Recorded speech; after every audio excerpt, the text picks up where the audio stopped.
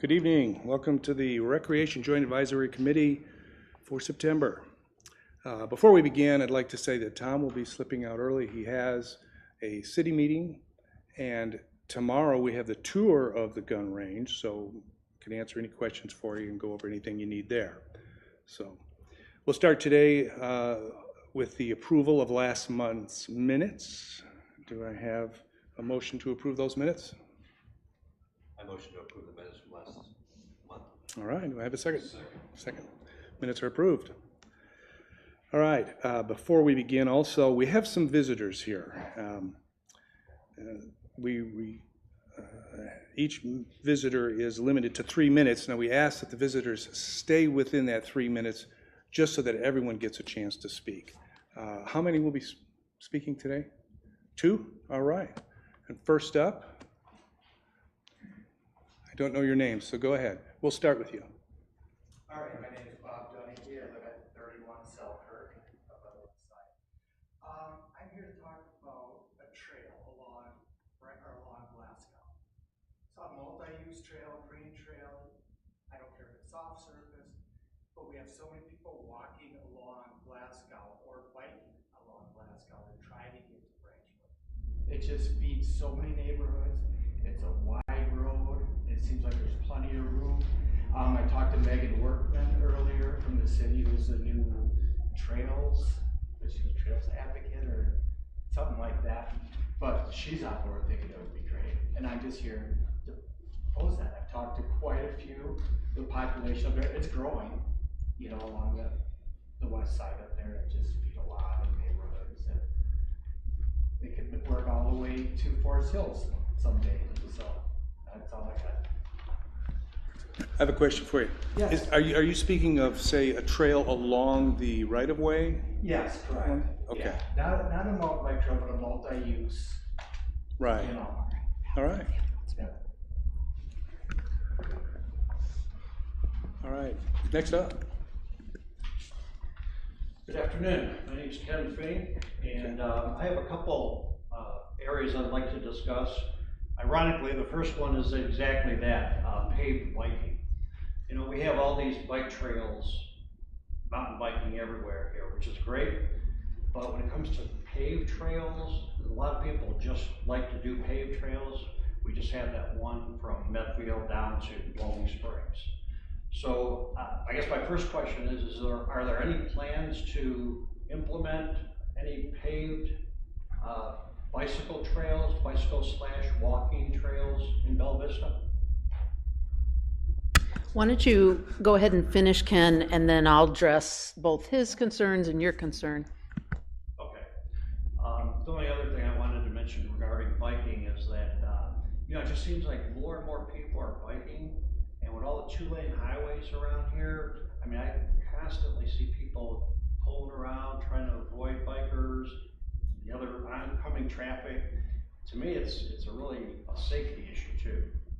So anyway, I think there's a great need for that. I certainly would like y'all to consider that. Second topic is pickleball. Wondering if you have any new pickleball courts in the budget for next year. Is that it? Is that your questions? Because I can address all this. Or do you have more about pickleball? I was wanting you to have time to talk, and then I'll respond to all of your questions. Okay, so I just wanted to discuss pickleball options. For example, if there wasn't money in the budget next year to add more courts, I wanted to see if, and we talked about this once before, but if it's possible at Raritan to convert some of the tennis courts to multi-use courts, if that's possible. I know you're getting money from the Tennis Association. I'd be curious how much that money is. Ideally, to have pickleball courts at Raritan, as well as where they are now on the west and the east, would be ideal because it's in between. Pickleball, as you know, is growing continuously. More and more players, more and more beginners. So if that would be an option to convert courts rather than build new courts, that's something I certainly would like to discuss. And then the other thing is if funding is not available or whatever, Another possible option is to cover some of the courts with big sunshade covers. I've seen that done in other places around the country. And, you know, if you could somehow cover 3 or 4 courts, say at Branchwood, for example, those courts can be used all day long. You can triple your usage with time-wise, with people being able to play. Let's see here. So yeah, those are my main points. So thank you both for being here. I'll start with biking. My name's Joan Glubzinski. I'm the Director of Recreation for a few more months. I'm going to be retiring towards the end of this year. And just so you know, Trey Anson, who reports to me now, he will be continuing to support the trails. He couldn't be here tonight. He's actually in school. Going through our trail building course that NWAC offers. So the trails, as you know, is a joint partnership between the city and the POA, and there was a master plan done about a dozen years ago. And at that time, that master plan did include trails on the far west side. And as you know, I don't know how long you've lived here, but the back 40 trails were put down first, the first 40, and then Little Sugar, which is 55 plus. And the master plan did include trails to the west side. I will tell you that there's still a lot of interest in that, and there is some trails on the west side, but don't go as far as Branchwood.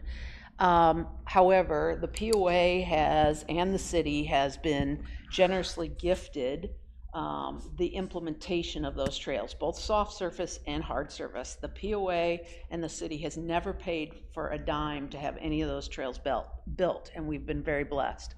Right now, the Trailblazers, who are the not-for-profit organization who is charged with, and I apologize if you know all this, that is charged with receiving grants to build trails and doing the design and planning and everything. Right now, the funds have become a little less prevalent, and I can't tell you when the timing of that is. So while it's still on the radar, I think probably what needs to happen in the future before any more trails are built to a wide scale, meaning before you put down another 40 miles per se in the west side, is probably that master plan needs to be relooked at or regenerated. And that has been discussed with some of the powers that be. The POA is very supportive of trails overall, the city is as well. As you know, the new trail person just has barely been put in place, Justin just left within the last few weeks. But really, it's not the POA, and Tom can jump in here, but it would be very difficult for the POA to fund the actual building of trails because they are so costly. Soft surface not as much, but really that money, especially because the trails are licensed to the city, if grant money wasn't available, the city really needs to look at paying for that. The POA has donated that land, so to speak, but we have so many other things to do on our list, priorities, that finding the funding to build additional trails right now would be quite difficult. Hey, John, you mind if I jump in? Yeah, please do. And so one of the projects regarding hard surface trails, it doesn't address your direct concern, but one of their Trailblazers' next efforts is to extend the trail. The trail was added from Blowing Springs to Metfield Park. Their next effort is to go from Metfield Park up Trafalgar. This is all on the east side, so it's not where you're talking about. And I met with them as soon as last week, and they're still trying to make that happen. They're working with the city and so forth. But the Walton Family Foundation, the Trailblazers, all that, they're the ones that make it happen with the $25 million in total donations for all the trails that have been put in. With regards to the second issue, for this coming year, we've been very open and honest with the committees, all three of the joint advisory committees, that this is going to be a thinner year, capital-wise. We've had several great years where we opened, we completely renovated the rec center, Tanya Creek Practice Center. We're doing the gun range, Kingsdale Clubhouse, and even if you go back a little bit, we added additional pickleball courts as recently as a year and a half ago. So we've had a nice stretch of being able to accomplish a lot in a short amount of time. We need to take a breather financially and just kind of catch our breath. So we won't be adding additional pickleball courts or a cover in 25, maybe in 26, but not in 25. We need to catch our breath financially because we've done a lot of great stuff in a short amount of time. Maybe not all rec, but we're all in the all in it together. Golf, fitness, everything. You want to address? No, the I rest? think thanks, Tom. But to your other comments about pickleball, so shade structures, we've looked at it before. It's super, super expensive. I'd rather personally put the money into courts. Again, as Tom said, that money's not available, but it's not cheap. I just put in a 12 by 12 shade structure that's going into Branchwood. That's $5,000 with us doing the work. To do a big enough cover, it'd be in the tens of thousands of dollars. I would rather see that money put down on court. That's my opinion. I won't always be here. But again, as Tom said, that's something that definitely can be looked at in the future. We've looked at it before, but shade structures are very, very expensive. You can also bubble a court, just like they do with tennis centers. The other thing I will say is, as far as the tennis complex, we won't be converting those to pickleball. First of all, we've got enough tennis interest, demand, just like pickleball, and they are paying, whereas pickleball is free. We won't convert because USTA rules don't allow you to have both on the same court. Plus, quite frankly, we've got a lot of money that we need to put into those courts. A lot of money into those courts. Those courts are failing. We don't know if we're going to be able to do that this year. But there is one court that could be reserved at the tennis center. Not enough pickleball players, in my opinion, want to pay the money because the people that use it quite frequently, and it's very nominal to reserve. I get it. It's not the same as having 4 or 6 courts side by side, but there are some options. I also, just to let you know, that we're always thinking ahead and trying to find cost effective ways to do things. I re-examined an area where we had some shuffleball courts at BVRC. There's one down. Those courts are not wide enough or long enough. You would have to add concrete, and that area you'd have to do a lot of grading, and it would only get us 1 court. So that's not really feasible. We're very aware of how exciting pickleball is, but again, at the end of the day, it's like any sport that's popular. Sometimes you got to take those not so popular times if you want to utilize the courts to the fullest. And we know that the afternoon times, which is hot in the summer, I get it, are not well utilized. So that's our only stopgap for the short term. And again, we're very supportive of pickleball, as Tom said. That's it for me. All right. Thanks, Joan. Thanks, Yep. Tom. Anyone else? All right. Sure. Go ahead. You step up. Yeah, we can't hear you otherwise. Okay, I'm Celia Warner, and I live over on Mayfair Drive.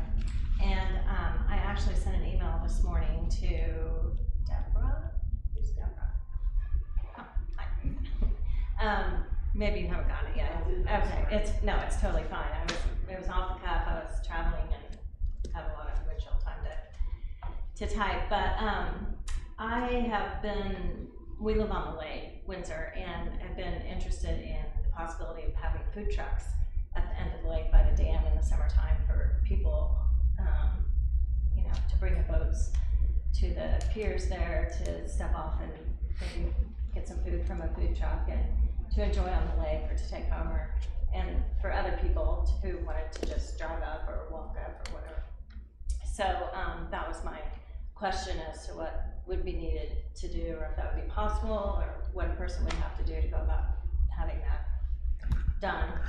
And I thought starting now would be better than waiting until summer. So just real quick, that's great to bring that up. That's something that the committee could discuss. I will tell you, we don't have power there, so any food trucks, if we elected to do that, and we've done food trucks at some of our special events, like at the Gear Garden and whatnot, maybe it's something we could think about next summer for a one-off, see how it goes or whatever.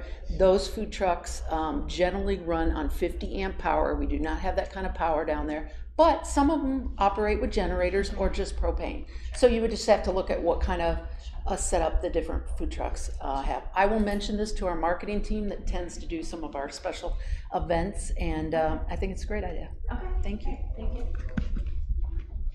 All right, thank you, Joan. Next on the agenda are the amenity reports, and I will begin with Metfield Rec Complex. Fitness center was busy, and the pavilion area was also being used. Park restrooms looked great and well stocked. Playground was being used by several families, actually. Pickleball courts were also in use. And that was actually rare because the times I visited during July and August, they were vacant. Pool area is closed, of course, for the season. Everything, I repeat, everything looked great. Areas for review, none. Spoke with several members, and all the comments were positive. And that's all I have for Metfield. Next up would be Corey for Branchwood and Loch Lomond. However, I don't see Corey here. So we will move on to Blowing Springs, and Larry is out of the country and has asked me to cover for him. So I have his report for the Blowing Springs recreation area. The first parking lot was full. I assume most bikers are on the trails. Campground was about 2/3 full. It was the end of the Rogers Bikes, Blues, and Barbecue Week. Areas for review. The driveway to the first campground could use repaving. He's included pictures. The Gear Garden restroom doors could use repainting. Also pictures. The GG Gear Garden water bottle station needs repainting. He's brought that up before, as reported in prior months. Also, the showers are turned off as noted in prior reports. The driveway approaching the Gear Garden could use repaving. The dumpster at the end of the second campground lot was overflowing. Member interactions, he spoke with one Bella Vista resident who was biking on the trail. She was happy with the amenity, spoke at length with a couple who were just packing up in the first campground. They were from Kansas City and had spent the week here for the motorcycle event. They thought the price was 3 times what they normally pay at Prairie Creek and at Beaver Lake. They had originally had reservations there, but tornado damage has kept it closed. We were their plan B. They were used to having trees and more space between spaces, but acknowledged that most of their fellow campers are here for the trails and don't seem to spend much time in the campground. Spoke with several employees at the booth. Nancy, who said she did not have any issues to report. And that's all Larry has. And next we have Tyree Park and Granton Park, which that would be Liz.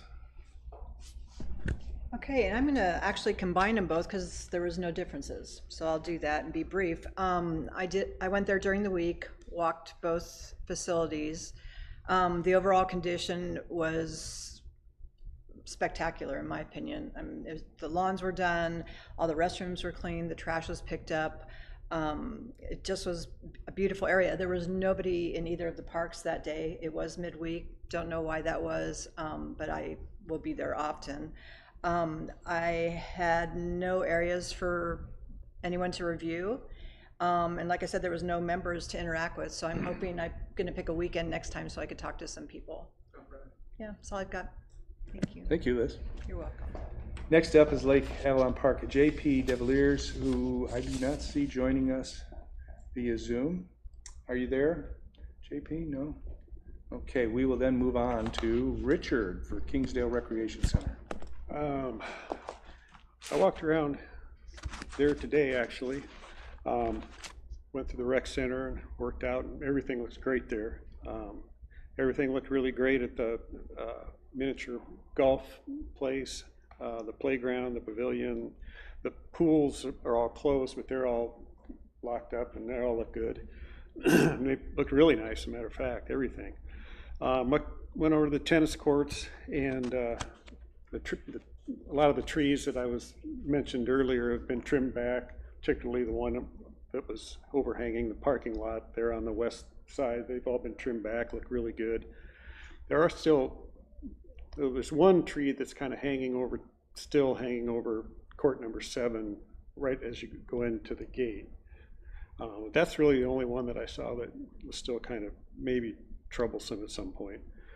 But everything looked great in tennis courts. I mean, I didn't even see any leaves on the courts. I'm not sure how they get them all off, but they were all nice and clean. There's a couple courts in use, and I noticed that tomorrow night there's a mixer planned at 6:30 in the evening with food and drinks and prizes and such. And typically those are pretty well attended. I think that's really all I have. Nothing but really. Richard, just so you know, the tree service has to bring in a lift, and they'll be coming. We've got them booked for the first full week of November on that Monday and Tuesday. Since October is such a great playing month, I pushed them back because we have to block the courts all day. So they'll be coming. They're scheduled for the first week in November. It looked like you guys had trimmed. Oh yeah. Several They of those did trees the already. huge one in the parking lot, that Yeah. big standing Yeah, I dead. saw that. And we've caught the ones that we could reach, but Yeah. next up is the bigger ones. Thanks. All right, thank you, Richard. Next up is Lake Ann Park and London Park. That would be Keith. Thanks, Bill. I'll start by seconding something you mentioned. Our team's doing an amazing job with leaves on the golf courses, on the pickleball course, and Branchwood is just surrounded by trees, so it's just so hard to get those, and there's no easy way, especially with missing a couple doors. So I am so impressed with what our teams do with leaves. So at Lake Ann Park, I just all the amenities, starting with the dam area, all the amenities are in great shape at the waterfall and the bridge area. The trash can's empty, bathroom's good. All prior noted broken or missing boards on the fishing dock, all knocked out, brand new, looking great. So thanks a bunch there. Member interactions, I met a really nice couple coming off the trail at Lake Ann. It's just so much fun. They love the area. Bought a house 2 months ago, still full-timing in Texas, but visiting here, returning from a hike. They had mentioned, I did not go a half mile or a mile in where they mentioned people are throwing trash on the trails, and I know there's nothing we can really do about that. And I think the trail crew probably works to maintain those. They also mentioned an overlook area that they wish that had a better view that was blocked by trees, but that's neither here nor there. I suggested they also visit Bowling Springs Park and Tanya Creek, just two great amenities we have that may interest them. No areas to review there. In the launch area of Lake Ann, the pavilion barbecue areas were great. Portalettes both clean and stocked. Trash cans good. Ramp cleaning stations well. Grass and leaves were well maintained. For review, we're down to 3 canoes with 23 or later registration. All 12 docked boats have proper registration. That's a accomplishment. No member interactions. I did see 4 boats launched with truck trailer. All have proper registration on their trailers, which is great. And I'll move on quickly to London Park. Not a lot to report there. Visit on 10/6. Everything looked good. Again, grass nicely mowed and edged. Trash cans, bathrooms clean, well stocked. Picnic, barbecue area is great. Fish cleaning station great. And all boats properly registered except 2 kayaks. Pictures were included. Thanks, guys. I do have a comment for the Lake Ann Park area. So we usually cut the water off before the end of October. We had a pretty serious water leak, and so we just cut the water off, so the fish cleaning station does not currently have water. And when the guys are out working at the gun range right now with their heavy equipment and stuff. And so when they get an opportunity, they'll make the fix and then winterize that area. But right now, it is off, and it will be for the year. All right, thank you, Keith. I do have a question, however, for Rick, because I was approached by a neighbor, and then I did happen to ask one of your lake rangers about the gravel bar, and he said that's been tabled this year. No. And so I've just confirmed. No, Okay. I have same answer. I have the permit in hand to do that, and as soon as we can get our equipment off the gun range, that'll be done I as well. relayed that to him, so thanks. Okay. All right. Next up is Brian with our gun ranges. Yeah, first of all, I'd just like to apologize to the committee and the representatives from the POA for missing the last two meetings, and I'm glad to be back for this month's meeting. Without Tom here to really mention the pistol and rifle ranges, I can tell you just by being out there that they're coming along nicely. I know that there's been a lot of voice traffic on social media about when is it opening and what's going on. And as was briefly mentioned earlier, tomorrow at 3 o'clock is going to be the first tour of what has been going on, and I recommend anybody that's watching that's interested to go out there at 3. I'm going to be out there to take the tour, even though I've kind of seen it more than once. But as far as what is open, which of course is the trap and skeet range, the only thing that I really saw there that was of issue is right behind the sign, Rick, at the road. A big branch has fallen, and I fear that it may damage the sign if it continues to fall over in that direction. Otherwise, good interaction. The people who go out to the trap and skeet range are very passionate about what they do. They really love it out there. I'm going to do what I can to make sure that they have the best experience. On that note, John, at some point I'd like to get with you in the near future and just chat with you and get a better understanding of the behind the scenes of what goes on there, just, so that I can do a better job. Certainly. Otherwise, it looked great out there, and like I said, everybody that is out there and everybody that I've talked to is very passionate about using that amenity, so thumbs up for that. And that's all I've got. All right, thanks, Brian. And it looks like Alan's going to wrap us up with Tanyard Creek and the trails at Blowing Springs. Trails, Little Sugar trails are all open. Ride with caution. The back 40 trails are all open now, and ride with caution. On the Blowing Springs Trail, everything's in good condition from the front parking lot to Houston Road. It's in excellent condition. I don't know what the schedule is for clearing the foliage out along the paved part of that, the walkway up against the woods. But if that can be trimmed back before next spring, that would probably be a big plus, because a lot of that stuff comes over into the walkway, and when you go around curves, you can't see the oncoming traffic. So that's just something that it'd be nice to be taken care of. Let's see, member interaction, all trail users were highly complimentary, especially the connectivity that it has between Metfield and the Greenway. Okay, that's all of that.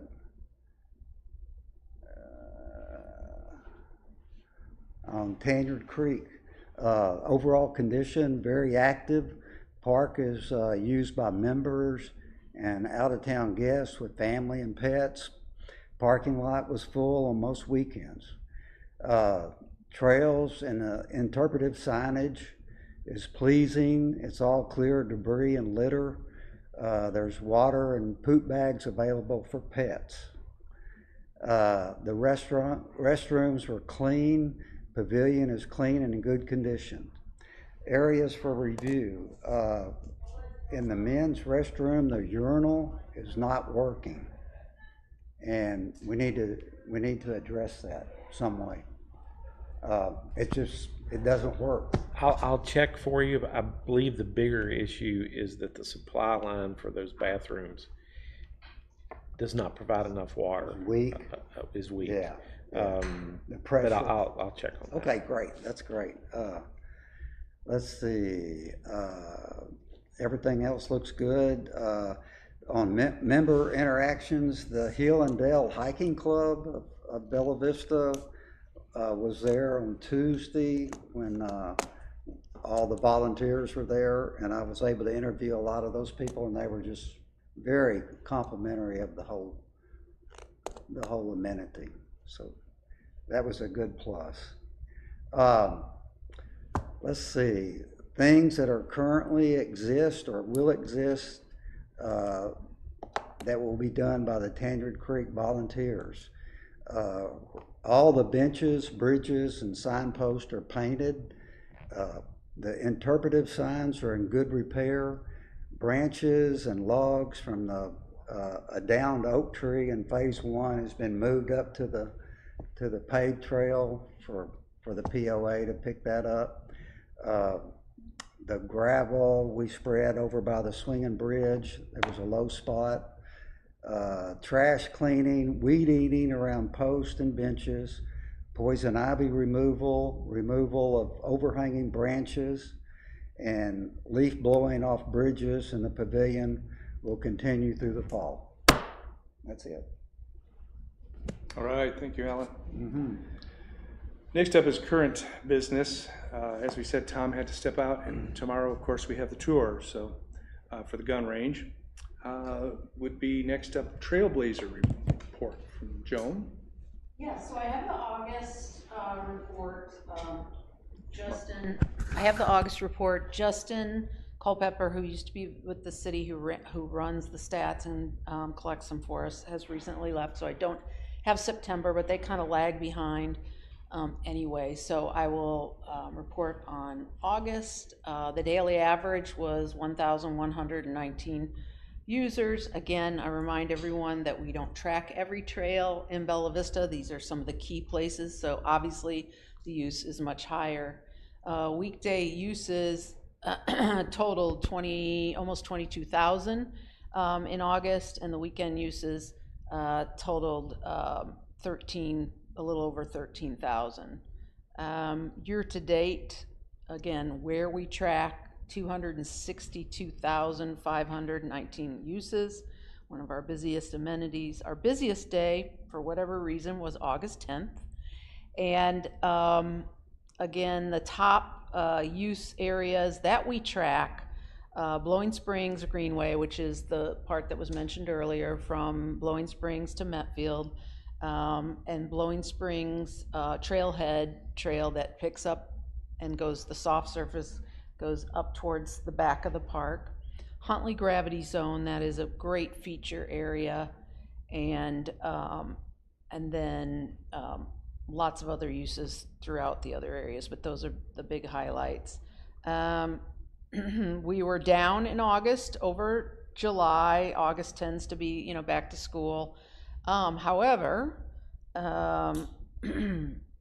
we were up 37% over year, so August 23 versus August 24, up 37%. And that's pretty strong, so that's it. All right, thank you, Joan. We have no new business. We do have all three board liaisons here, Deborah, Jeff, and Kathleen. Would you like any input? I don't really have anything to add value to the conversation, but I would like to say thank you to the committee members. I know firsthand how much time this particular committee takes for volunteer work, and it's greatly appreciated. So thank you all. Yeah, same. I would just echo what Deborah said. She and I both served on this committee, so we know the time that it takes, and just very appreciative.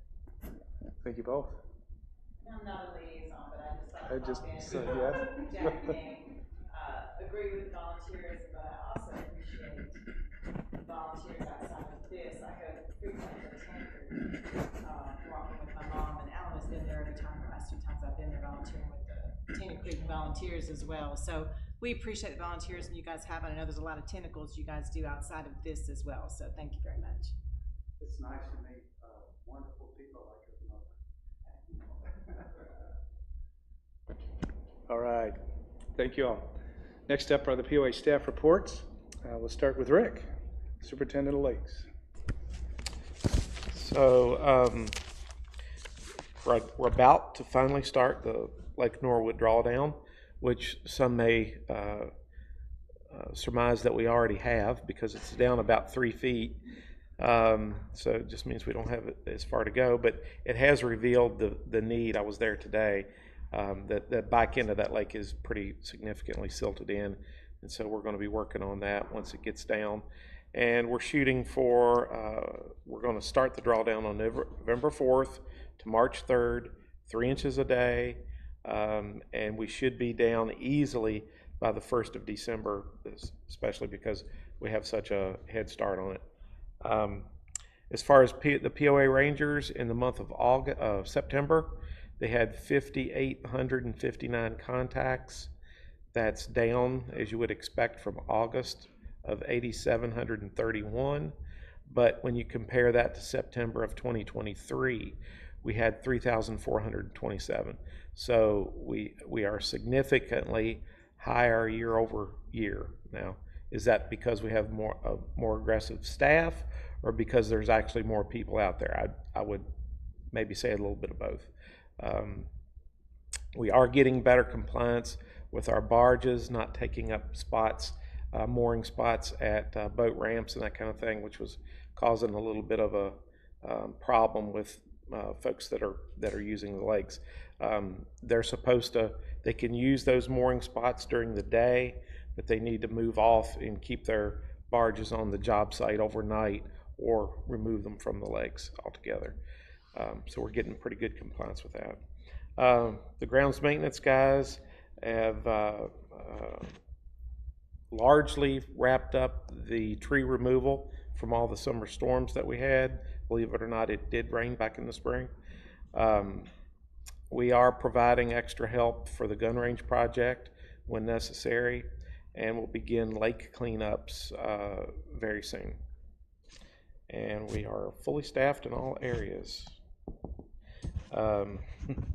Our Lakes and Fisheries Department, we've gotten the go-ahead to do our trout stocking starting in November through Arkansas Game and Fish. That'll be on Lake Brittany. We also, I just wanted to report that through the summer, we have been within tolerable ranges for our E. coli sampling on all the lakes, streams, and especially the beach.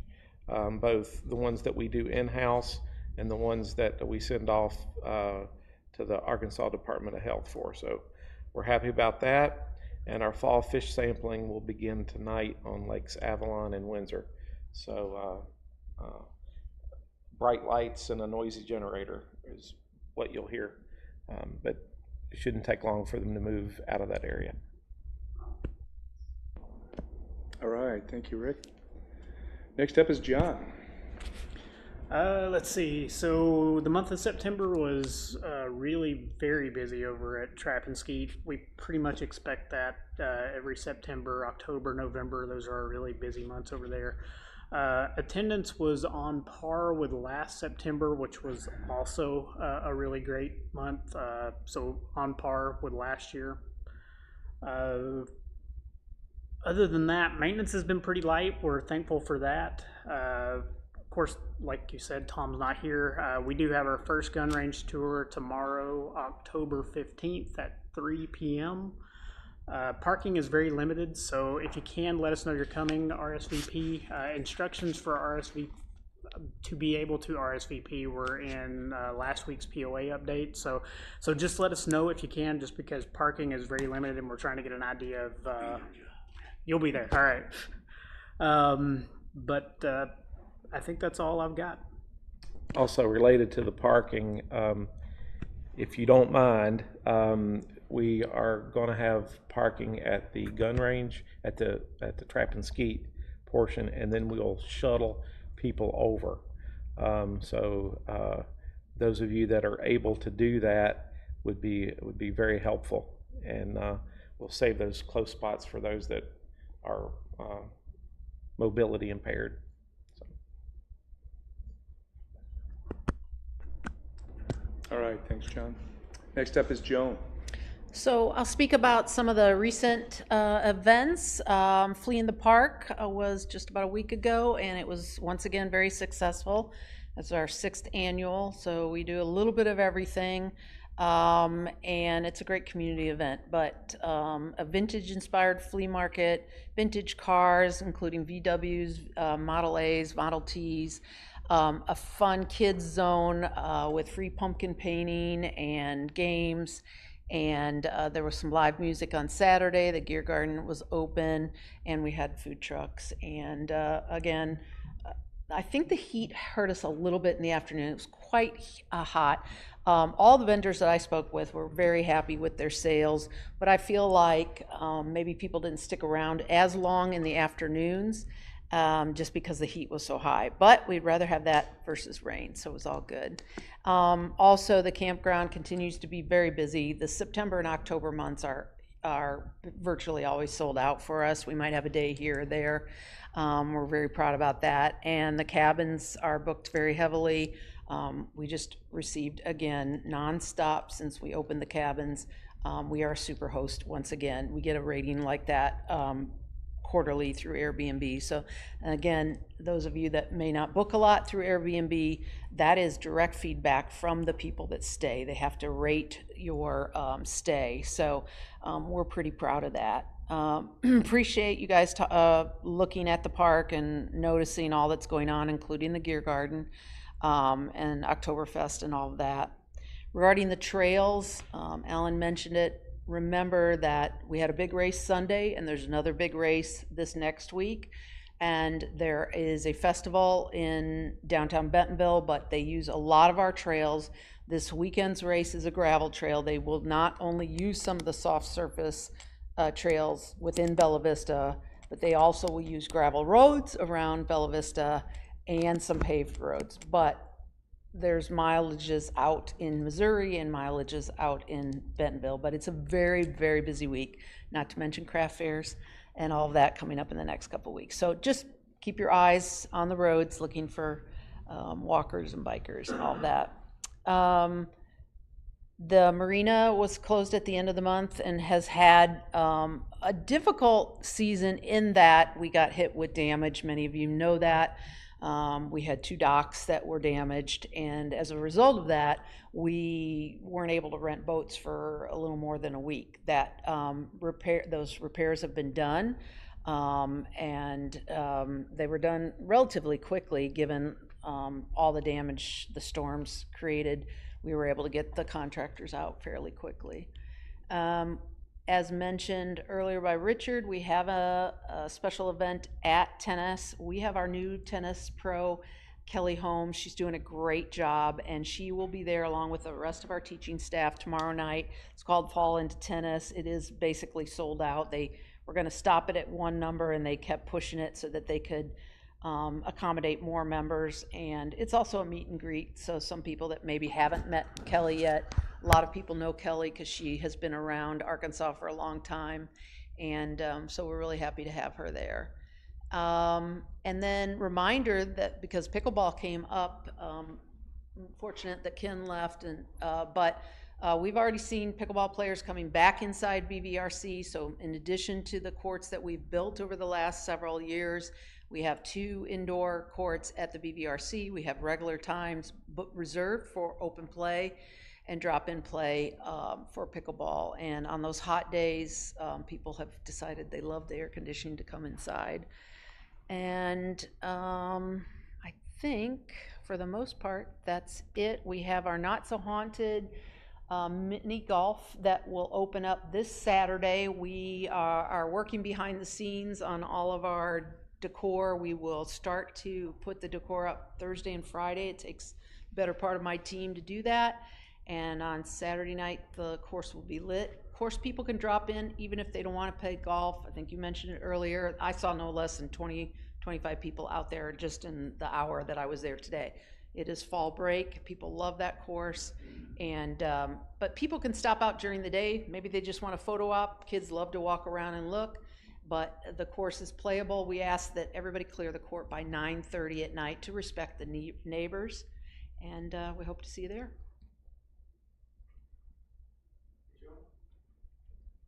Are you having a hayride? I noticed We had a truck with a We had a hayride for our Flea in the Park. That's one of the shuttles in and out of the park. We upcycle some of the decor that we use in Flea in the Park to Not So Haunted. So yes, there are hay bales still on one of our trailers that'll be transferred over to the golf course. All right, thank you, Joan. Are there any final comments? All right, in that case, our next committee meeting is November 11th, 4 p.m., boardroom and live stream. This meeting is adjourned.